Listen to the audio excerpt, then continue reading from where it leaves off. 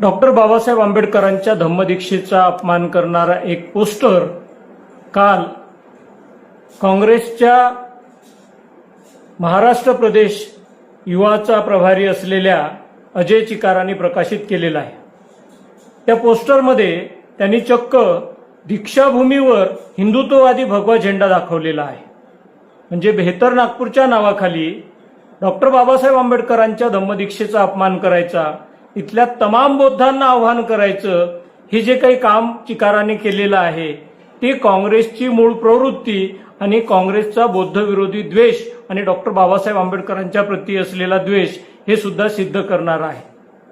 ज्या पद्धतीने देशभरामध्ये वेगवेगळ्या धार्मिक स्थळांवर हिंदुत्ववादी झेंडे गाडण्याचं काम भाजप आणि त्यांचे सगळे सहकारी करतात, तेच काम आता काँग्रेसवाल्यांनी सुरू केलं। पूर्वी सॉफ्ट हिंदुत्वाच्या नावाखाली निवडणुका लढवणाऱ्या काँग्रेसने आता आपलं मूळ रूप जे आहे ते सिद्ध करायला घेतलेलं आहे। आणि हे बौद्ध समाजाला थेट आव्हान आहे। आणि मी बौद्ध समाजाला विचारू इच्छितो की ते काँग्रेसच्या या नालायकपणाचं उत्तर देणार आहेत की नाही।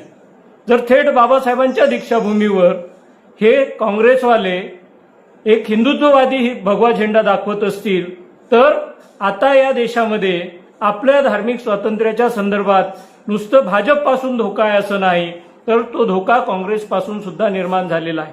आणि म्हणून वंचित बहुजन युवा आघाडीच्या वतीने मी महाराष्ट्र प्रदेश काँग्रेसच्या हर्षवर्धन सपकाळांना विचारू इच्छितो की त्यांनी नेमकं काय करायला घेतलेलं आहे।